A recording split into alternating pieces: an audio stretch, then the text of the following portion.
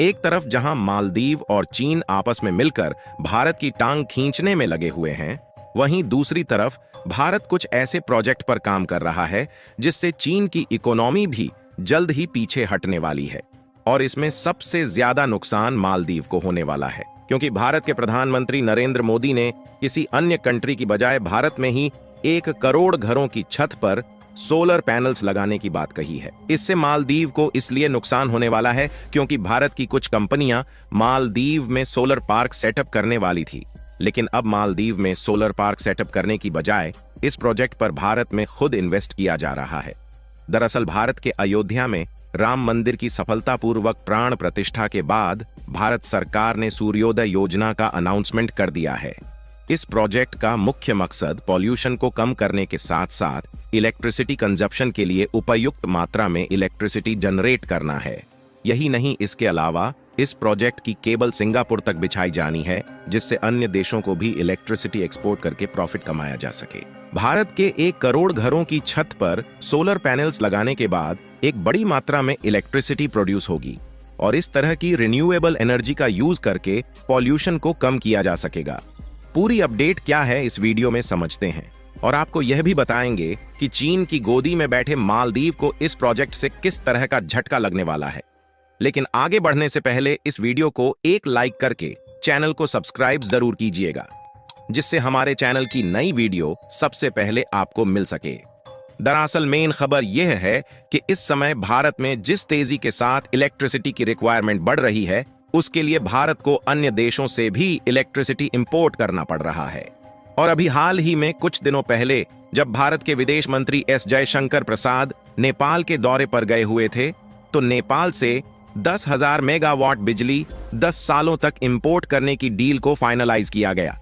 यानी कि भारत में इस समय जितनी तेजी के साथ इलेक्ट्रिसिटी की रिक्वायरमेंट बढ़ रही है, वह भारत में प्रोड्यूस करना नामुमकिन हो चुका था। लेकिन अब भारत सरकार ने एक ऐसे प्रोजेक्ट की तैयारी शुरू कर दी है जिससे कि इलेक्ट्रिसिटी की रिक्वायरमेंट को आसानी से पूरा किया जा सके, क्योंकि अन्य देशों से इलेक्ट्रिसिटी इंपोर्ट करने के लिए भारत को हाई अमाउंट पे करना होता है, जिसके लिए भारत की फॉरेन करेंसी फिजूल खर्च हो जाती है। और अब भारत की इलेक्ट्रिसिटी कंज्यूम को पूरा करने और इलेक्ट्रिसिटी अन्य कंट्रीज को एक्सपोर्ट करके प्रॉफिट कमाने के लिए भारत ने एक नए कदम को आगे बढ़ा दिया है। और जिस प्रोजेक्ट की तैयारी शुरू हो रही है, उस प्रोजेक्ट का नाम सूर्योदय योजना रखा गया है, जिसमें भारत की बड़ी बड़ी कंपनियां इन्वेस्ट करके भारत के लगभग 1 करोड़ घरों में छत के ऊपर सोलर पैनल को सेटअप करेंगी। और इस प्रोजेक्ट को सेटअप करने के लिए लगभग 25,000 करोड़ रुपए का निवेश किया जा रहा है, जिसमें टाटा पावर, वारी सोलर एनर्जी और बोरोसिल रिन्यूएबल जैसी दिग्गज कंपनियां पार्टिसिपेट कर रही हैं। और कमाल की बात यह है कि ये सभी कंपनियां सोलर प्रोडक्शन के लिए काफी बड़ी कंपनी मानी जाती है और भारत की यह सभी कंपनियां अमेरिका जैसे देशों में भी सोलर पार्क सेटअप कर चुकी हैं। एक समय चीन, जो कि दुनिया का सबसे बड़ा सोलर प्रोड्यूसर कंट्री हुआ करता था, लेकिन भारत ने उसे पीछे करना शुरू कर दिया है। यदि इस समय ग्लोबली देखा जाए तो अमेरिका जैसे डेवलप्ड देशों ने चीन की सोलर सेल्स कंपनियों को बाहर निकाल दिया है और वहां पर भारत को जगह मिलना शुरू हो चुकी है। और भारत में सूर्योदय योजना का इंफ्रास्ट्रक्चर पूरी तरह से तैयार हो जाने के बाद हम दूसरे देशों को भी इलेक्ट्रिसिटी एक्सपोर्ट करने वाले हैं।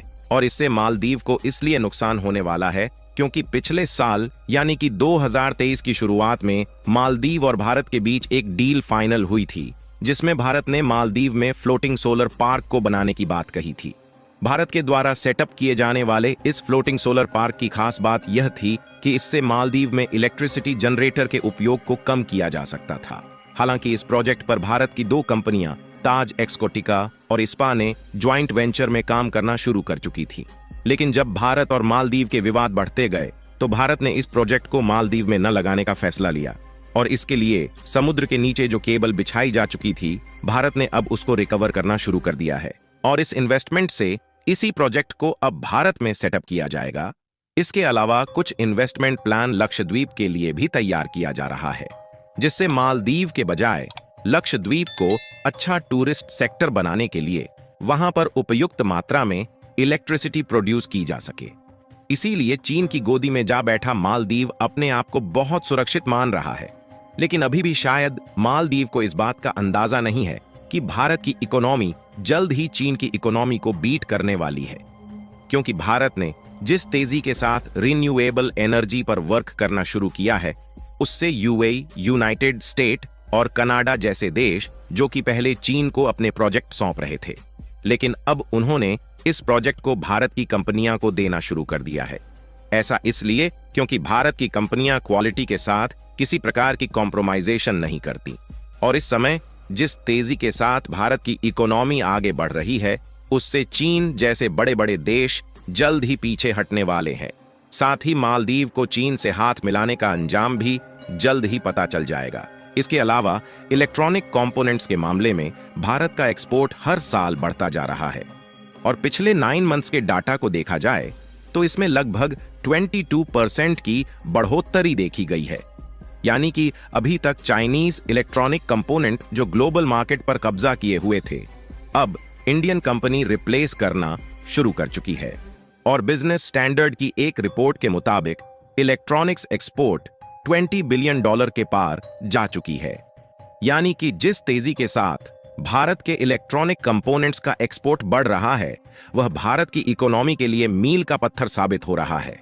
और कमाल की बात यह है कि इलेक्ट्रॉनिक्स एक्सपोर्ट में केवल 52% स्मार्टफोन का कंट्रीब्यूशन है, और इससे भी अच्छी बात यह है कि भारत में प्रोड्यूस एप्पल्स के आईफोन सबसे ज्यादा ग्लोबल मार्केट में एक्सपोर्ट किए गए हैं, और एप्पल्स के आईफोन की कीमत ज्यादा होने के कारण इसका प्रॉफिट मार्जिन भी अधिक होता है, जिससे भारत की जीडीपी में इसका भी कंट्रीब्यूशन काफी ज्यादा होता है। आपको बता दें कि मालदीव ने भले ही भारत से दुश्मनी मोल लेकर चीन के साथ ट्रेड रिलेशंस को बढ़ाना शुरू कर दिया है, लेकिन जल्द ही मालदीव को इस गलती का अंजाम पता चलने वाला है। बाकी आप लोगों को क्या लगता है कि जिस तेजी के साथ भारत का इलेक्ट्रॉनिक एक्सपोर्ट बढ़ रहा है, भारत चीन को पीछे कर पाएगा या नहीं? अपनी राय कमेंट में जरूर बताएं। मालदीव के खिलाफ भारत के इस शानदार कदम के लिए वीडियो को एक लाइक जरूर कर दीजिए, और अपने मित्रों तक इस वीडियो को शेयर करें ताकि उन्हें भी जानकारी मिल सके। इसी तरह और भी नॉलेजेबल वीडियो देखने के लिए चैनल को सब्सक्राइब करके बेल नोटिफिकेशन को ऑल पर जरूर रखें।